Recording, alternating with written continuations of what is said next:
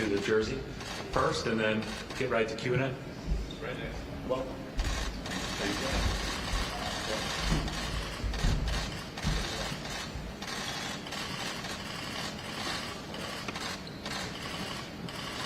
Okay, thanks, guys. Obviously, we're excited to welcome Kristaps and excited to have him here. He's been here the last couple of days, gotten through all of the things you have to go through as part of the trade, and thrilled that he's here. I talked about him a lot the other night, so I'll let him talk more today, and let Joe add on as well. But Questions? Hand in the air, we'll hand you a microphone. John? So, Kristaps, just your thoughts for, when you first heard that the Celtics were interested. It's been reported that this was a team that you wanted to join. Correct. Very excited when I first heard the news, and it was a pretty easy decision for me. Yeah, not much else to say.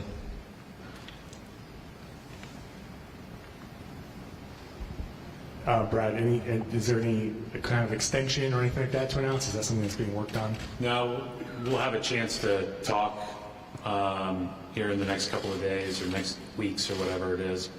But, obviously we really like Kristaps. We want him here. We'll obviously have him next year and then hopefully beyond, but we'll see all that. Kristaps, Tim Bontis from ESPN. You said it was a pretty easy decision to choose to come to the Celtics. This is obviously the best team you've ever been a part of. Chance to go deep in the playoffs, something you really haven't had a chance to do. How excited are you about the possibilities with this group in terms of achieving those kind of goals? And where do you sort of see yourself fitting into what obviously is a team that's had a ton of success the past few years? Mm-hmm. Yeah, exactly as you said. The opportunity to play for a really good team already, and to be able to add to that, and hopefully to help these guys make their life even easier, and just being on a high-level organization like Boston, historic franchise, iconic franchise, made it extremely easy for me to make that decision.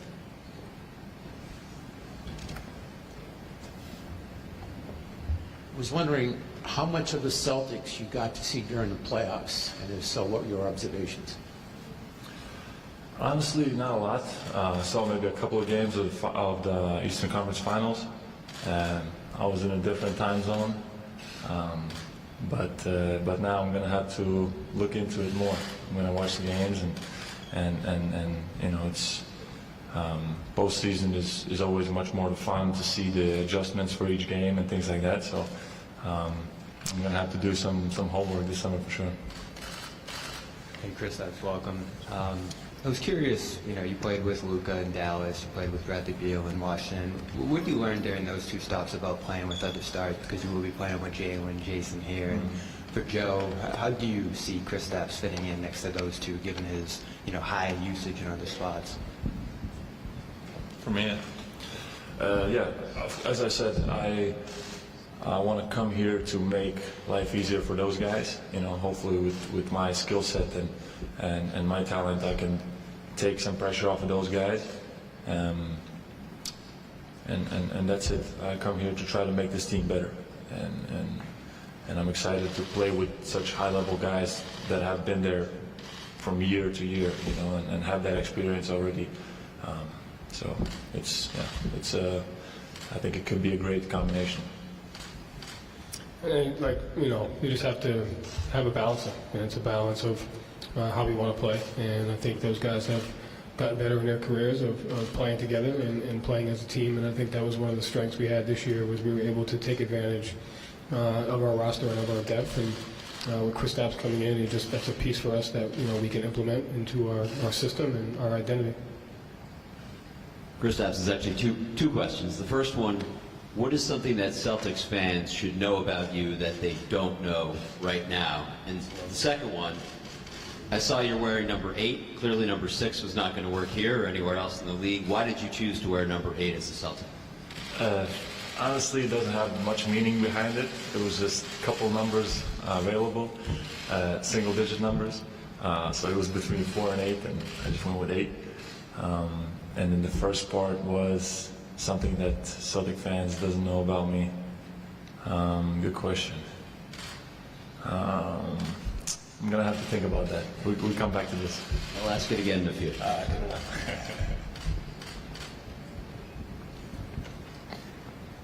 Kristaps, can you discuss last year? You had a career year in numbers in Washington.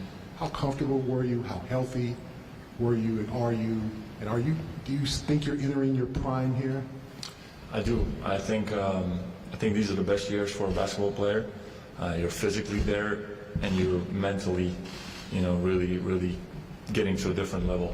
And I think the work paid off for me. I looked at my game. I looked at how I can be more efficient, and just really analyzed myself. And it paid off last season. And all the work that I put in off the court to stay healthy. My body my body also maturing and just getting to that age helped, and I believe I have some great high-level years ahead of me. How motivating is it that the organization is bringing you in, viewing you as the piece that puts them over the top in their championship pursuit? How motivating is that? Correct. Yeah, it's the most exciting feeling that you can get, just the idea of that, it's that's why, as I said, it just made it super easy, and it made my complete favorite option that was to come here to Boston. And that fire that I got from that idea just is gonna gas me up for the rest of the summer and for my time being here. And then defensively, what are your thoughts about pairing with Robert Williams and Al Horford, respectively? Defensively? Yeah, those guys are already high-level defensive players, and both are really good protecting the rim. I'm going to be out there also protecting the rim, and those guards that are on the team, guards, forwards, everybody that are on the team, I think they're all like dogs, and they're going to make life even easier for us defensively as the bigs, because they're going to put even more pressure on the guards when they're driving by them and stuff like that. So I think this is a special team that I'm going to be able to join. It's been a few years since you've played in the playoffs. Why do you think it didn't go as well as usually played in the regular season last time around? And what have you learned over the years about how you can thrive in kind of more physical game like that? Why it didn't go so well in the playoffs, you're saying? Yeah, and why do you think you'll be ready for it this time around? Yeah, I don't know if I'll be ready. Who knows? But I'm going to do everything I can to help this team. I'm going to be. I have a taste of it, right? I have a taste of it, and I know what it's like. The first playoff series were really good. Just didn't have the luck, and second one was a different style, different kind. So, and each series is completely different. So I'm going to have to be ready for any kind of scenario. And as the year goes along, it's, we're gonna in the regular season we're gonna find that rhythm. We're gonna find that chemistry, and that's gonna carry us into the playoffs. Kristaps, you mentioned at this point in your career being at a different level mentally. What kind of does that look like for you? What are you maybe seeing or noticing in that part of your game as it evolves? I think it just comes with experience. Experience and knowing yourself, knowing your body, knowing the game. Everything slows down, and things start to click more and more the older you get. And you always look back. Oh, I was so, even just talking about life, not just basketball. Oh, I was so dumb when I was 21. And then you get 25, or now I'm 27, I'm thinking, man, I was dumb a couple of years ago. So it's always like this. You're always evolving, and you're evolving as a basketball player also. So probably I'll be a much better player by 30 than I am now, So I'm looking forward to keeping that growth and keep getting better as a basketball player. And Brett, with free agency starting tomorrow, what I know you can't speak in specifics, but what are kind of the goals and points of emphasis as you look to round out the roster? Well, I think the biggest thing is we just want to keep, obviously we want everybody that comes here to understand what the ultimate goal is, right? And everybody that is a part of this group to understand what the ultimate goal is, and that's to put all of our strengths together and try to win it all. And so every decision we make will be with that as kind of the North Star. I think that it's very obvious we've got a great core of players that people will want to play with and want to be around, and we just have to find accentuators, people that accentuate that group. And we've talked about that in the past, and I thought last year's team, we had a lot of that. And I think as we sit here right now with who we have under contract and what our potential avenues are, I think we'll be able to have that again. Hey Joe, when this trade went through, one of the first things that got fired up on social media was the highlights of his game against you guys at the end of the season last year. How difficult was it coaching against him, and how are you going to implement his unique ability to score in the post into what you guys do each night? Getting the ball in the post. And, obviously every year when you have a different team, you have to do things that, play to the strengths of that team. And so the addition of, Kristaps will help us, I think, in our post. It will help us against specific defenses that we may have had trouble with in the past and give us just a different look, which I think is important, to continue to make these deep runs, is to be a dynamic team. And then, that game, I remember that very vividly. It was a very difficult game for us on both ends of the floor.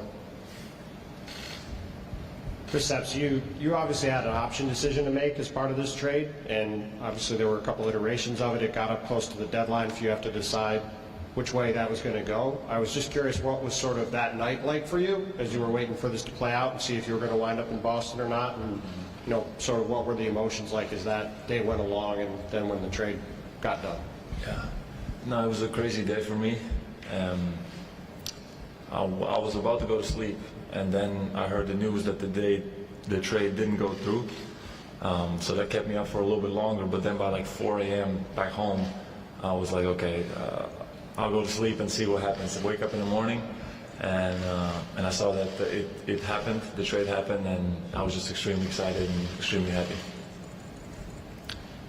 Yeah, Bob Schwan, Palmer Journal. Joe, last year you coach, and also Kristaps. Last year you spoke repeatedly about the strength of the locker room. Now Marcus was one of the team leaders, and that's a void that you're going to obviously need to address and ask you that. And then Kristaps, you were with the team last year where obviously you demonstrated much more leadership last season. Can you guys talk about that issue, please? Yeah. No, you're absolutely right. He was a very important piece of the locker room to the city. And I think a strength of his was the ability to have an impact on and off the floor. And so that'll be missed. At the same time, we're bringing in Kristaps, who, from a personality standpoint, brings a lot of the same characteristics to where he works hard on the court, but he's also a guy that carries himself very well off the floor. And so I think that's important. And, the most important thing in our locker room is that whoever's on our team, we have a group of guys that share the same values and wanting to win and wanting to do it together. And that's what we have to build upon. And like I said, Chris, it's important for us, for me really, when they're learning about our players, that they're just as good as basketball players and people. And so I think Kristaps will, make our team better, but I think he'll make our locker room better as well. Final couple of questions. Chris. Kristaps, you began your career in New York, obviously a high pick, a lot of pressure, kind of considered a cornerstone. How did that change you those years with the Knicks? How did that mature you? Did it mature you quickly, too quickly? What was that stretch like, and has that affected your career throughout your career? Yeah, of course. I got drafted to one of the biggest stages, if not the biggest, and I had to learn a lot quickly. But yeah, I mean, it prepared me for anything almost, in the league, and now getting traded to Boston, it kind of made me realize how much I missed being in on a big stage, and and that's not like Dallas was great, of course, and Washington was great also, but I feel like this is a different level, different level of excitement and how good the team is and all of that. So yeah, I think New York helped me tremendously growing up and being prepared for almost any situation that you can be in the NBA. Final three questions, Kyrie, if you but then wrap up the block. Kristaps, you spoke about wanting to make life easier for guys like Jalen and Jason. I'm curious how having guys that can score like that will make life easier for you. Yeah, no, definitely will make it much easier. The same way last year, playing with Brad and Kuz, they helped me, but and same way Jason and Jalen, they're super high level guys. They're gonna pretty much have the whole team, the opposite team, all of their attention is gonna be on them, and that might make me offensively much more open. And I look forward to hopefully doing the same back to them and drawing some attention, as I said. So, yeah, it's gonna be a little bit of time until we find that chemistry on the floor, and it's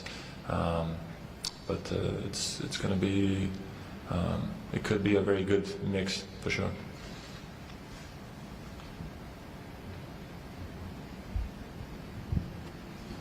That's a question for Brad. You obviously adding a key piece here in Porziņģis, but adding a significant addition from a salary standpoint for the payroll here. What is your flexibility heading into free agency here? You still have a green light to continually adding to this roster. You guys in a good spot at that point, and what are the challenges now of dealing with the new CBA and the limitations that might put on you guys on that front? No, I mean, we're really lucky. We've got the green light, right, to continue to add. I think the biggest part for us is making sure that we are, smart about building a team, right? And obviously, you're always looking at it from the standpoint of, this year, but also down the road. But I do think that, again, we're fortunate that, we were deep into the tax last year. We'll, be into it this year and have the green light to continue to do it. We just want to be building a team that makes sense playing together. Sometimes that means spending more, and sometimes that means figuring out that you've got the guys to build around and then putting the right people around them, right? And so that's the challenge here moving forward over the next few weeks. Brad, one to add to that, given some of the penalties that are in there from a CBA perspective, long term, to adding, 3 stars together like you guys have now, what still led you to say this is the route, we need to go as a team here? Listen, we're trying to win. And, everybody is very supportive of that from top down. Starts with Wick and Bags and our ownership group, and we're trying to win. And we're going to try to do the best, to put our best foot forward to do that. The required part of that is the right talent to build around them. And we're very fortunate to have a lot of talented players. Obviously, Kristaps is sitting up here. Jason and Jalen have been mentioned a ton. We talked about Al and Rob. We haven't even mentioned Derek and Malcolm, right? And Peyton. We've got guys that are under contract here that are really, really good players. And so building a team around that all fits together in our best way we can is what we're trying to do. And so it's about winning. Okay, thank you, everybody. Thank you, Joe, Kristaps, and Brad. Thank you. Thank you.